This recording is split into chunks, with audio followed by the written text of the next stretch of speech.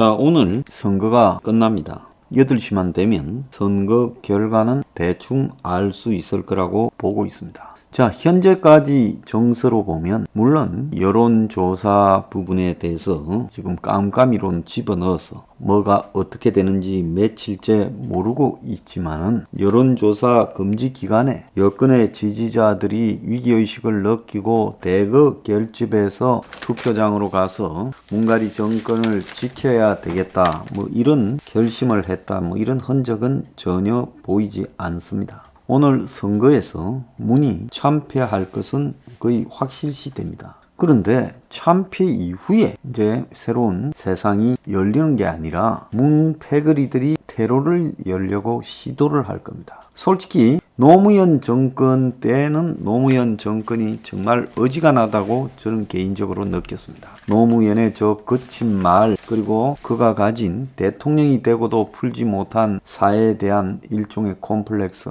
분노 그리고 그가 우리 사회의 기존의 질서와 틀을 파괴하려고 하는 행위, 동맹과 안보를 흔드는 행위 이런 부분에 저는 노를 경멸했습니다. 그뿐만 아니라 운동권 출신이라고 하면서 뭐 노는 제대로 된 운동권도 아니죠. 뒤늦게 합류한 사람이고. 그런데 좌우간 이 좌파를 지향하면서 삼성 이 재벌들과 더불어서 놀아나는 행위나 또 한편으로 그들이 골프 치고 상류층이 된 양 처신하는 모양 또 더 나아가서 실제로는 국민 앞에 정책은 부동산을 2번이나 폭등시키고 온 나라를 투기공화국으로 만드는 데서 저렇게 좌파라는 것들이 실제로 자기들이 대중 앞에 주장하는 것과 진짜 정책으로나 뒤로 하는 행동이 이렇게 다를 수 있는가? 대중들이 저렇게 목매하고 저 노무현을 자신들의 구세주로 생각하는가? 이런 부분에 대해 굉장히 절망했습니다. 근데 이번 문 정권을 보면요. 노무현은 참으로 양반이었다. 그는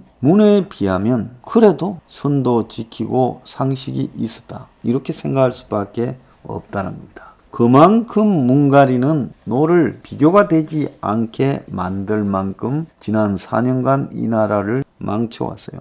친북에서도 비교가 안 되고 그 다음에 부패 의혹에서도 비교가 안 되고 위선과 가식에서도 비교가 안 되고 이 재벌이나 돈 가진 척과의 거래에서도 비교가 안 되는 그 가식 공정 정의 기회를 말하는 그 가식에서도 비교가 되지 않는 노무현의 업그레이드판이었다. 이렇게 볼 수 있는 겁니다. 그리고 이 정치공학적인 기술에서도 과거 노 패거리와 비교가 되지 않는 집단이었다. 그래서 4년을 잘 버텨왔습니다. 그런데 자기들 스스로 부동산을 둘러싼 이중행위, 한편으로는 부동산을 올려줘서 중산층 상류층에게 지지를 받고 다른 한편은 그들을 때려잡는 척 쇼를 하면서 또 서민들의 울분을 마침 자기들이 대표하는 양다리를 탈 수 없는데 양다리를 탔죠.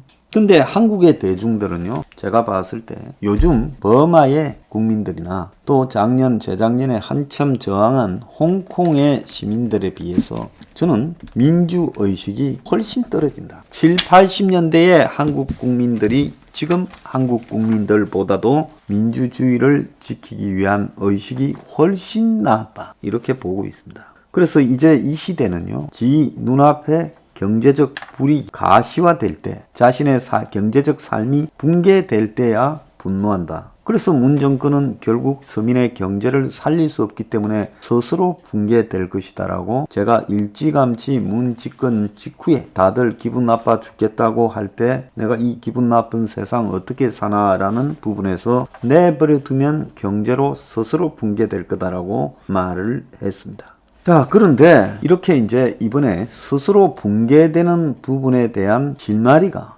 LH 투기 의혹에서 터져버린 겁니다. 그래서 그것이 말하지 않던 개별화된 분노에서 집단적 분노의 대상으로 문가리에게 분노가 향하게 되는 그런 자연스러운 흐름을 만들어냈어요. 자, 그래서 테러가 막힌 이 문가리가 테러를 확보하기 위해서 개헌을 오늘 선거가 끝난 이후 물밑에서 거래를 시작할 거라고 보고 문가리의 앞잡이들이 여기저기서 독버섯처럼 개헌하면서 튀어나올 거라고 보고 있습니다. 자, 오늘 또 보면요. 문가리 밑에 종로에 자치분권위원회라는 대통령 직속 자치분권위원장 김순원이라는 자가 이 위원장을 하고 있는데, 이 자가 지금 뭐라고 했는가 하면 그동안에 지방이 할 일까지 중앙이 다 해왔다. 그래서 지방으로 지금 권력을 이양하고 경찰법을 개정하고 하는 것이 지난번에 다 문정권에서 작년에 다 해결됐다. 마지막으로 헌법만 바꾸면 된다라고 이야기를 하며 지방 분권을 주장하면서 이제 뭐라고 이야기하는가 하면, 이 대한민국의 지방 분권을 주장하는 사람은 자연스럽게 개헌론자인데 개헌에 대한 이야기를 하고 있습니다. 2018년에 개헌을 추진했지만 국회의 도움을 받지 못해 좌절됐는데, 작년에 지방 일괄 이양법과 자치경찰제 실시를 위한 경찰법 개정안이 전부 통과됐다. 이제 남은 것은 헌법을 바꾸는 것 뿐이다 라고 이야기하며, 2018년에 추진했던 헌법 개헌안을 보면 1조 3항에 대한민국은 자치분권 국가다라는 이런 조문이 들어있다. 이런 선언적 조항이 헌법에 담기게 되면 어떤 법률이 자치분권에 부합되지 않을 경우 위헌을 범하는 셈이다. 대표적으로 프랑스가 지방분권 국가라고 선언을 했다. 이렇게 말을 했습니다. 자, 그래서 지방분권을 위한 개헌을 넣자라고 이제 이자가 이야기를 했고, 엊그제 대구 지방분권협의회가 최초로 개헌특위를 구성했습니다. 광주가 아니라 대구에서 대구시장과 관계 있는 그 지방분권협의회가 개헌특위를 4.7 보궐선거 이제 결과가 나올 때 설 드러냈습니다. 그것뿐만 아니라 추미애가 느닷없이 원포인트 토지 공개념 개헌을 하자면서 개헌을 주장을 했어요.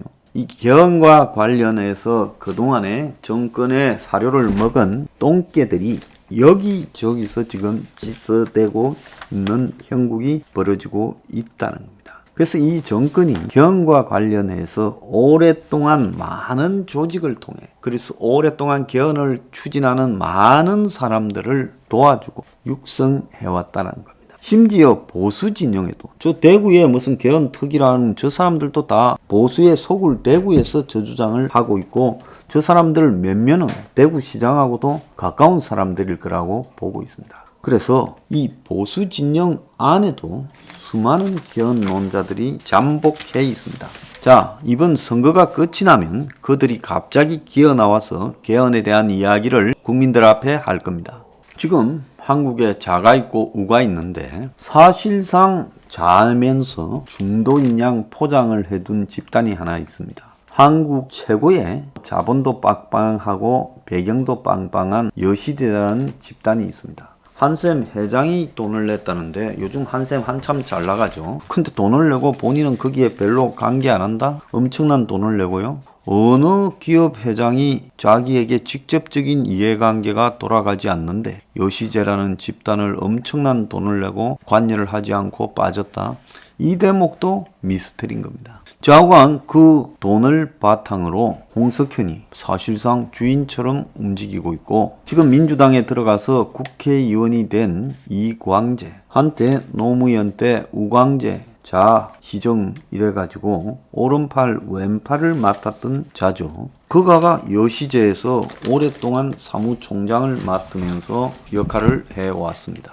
자, 그런데 그 여시제는 좌우에 걸쳐서 있고 또 여당의 국회의원 중에도 거기 관여돼 있는 사람도 많지만, 이 여시제가 지향하는 궁극적인 방향이나 목표는 개헌을 지향하고 우리 사회의 상층 기득권 네트워크가 영원히 이 나라를 자기들끼리 주고받으며 끌고 가자는 그런 이 기득권 네트워크 조직이다. 이렇게 봐야 될 것 같습니다. 이광재는 나중에 여시제의 원장을 맡았고요. 그러면서 협치 연정을 주장을 했습니다. 자, 협치나 연정이라는 것이 결국 의미하는 것은 뭐겠습니까? 여야가 하나 되어서 가자. 이것이 이제 협치라고 할 수 있겠죠.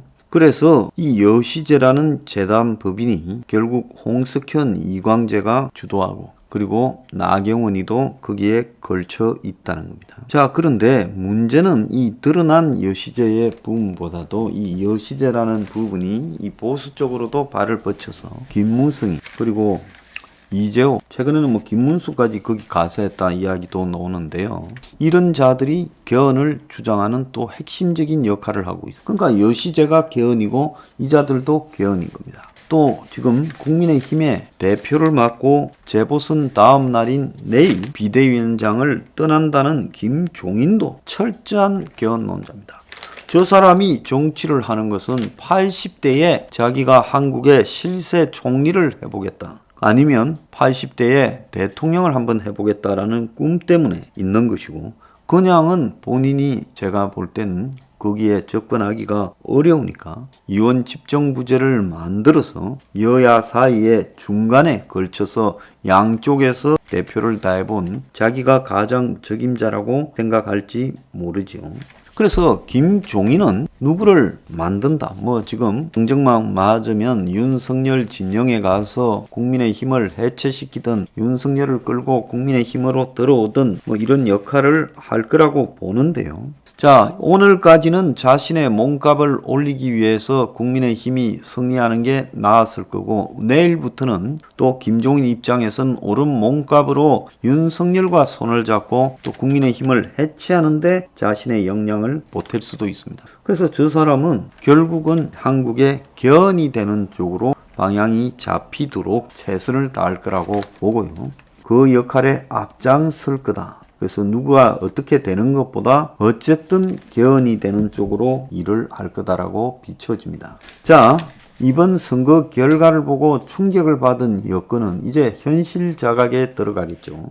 지금처럼 혼자서 다 먹고 이런 식으로 끌고 간다라는 것은 성산이었구나. 그렇다면 우리도 이제 개헌으로 돌아서 현 야권에 있는 자들을 꼬드겨서 같이 나눠 먹으면서 생존하는 방법. 그렇지만은 기본적인 좌파 색채를 개헌에 집어넣어서 개헌을 통해서 이원 집정부제를 하면서 이 나라를 지방 분권 그리고 연방제 그리고 북한에 대한 통일 이런 부분으로 몰고 갈 수가 있겠다. 지금 이 생각을 하고 있지요.